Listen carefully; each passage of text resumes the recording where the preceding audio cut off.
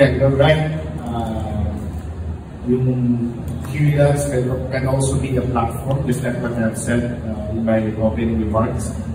So, for this season's cheer dance competition, we are inviting the fans and supporters of the CDC to wear white. So, it has been agreed already by the board, and we have decided at all member schools to ask our alumni and our fans and supporters to wear white on Saturday.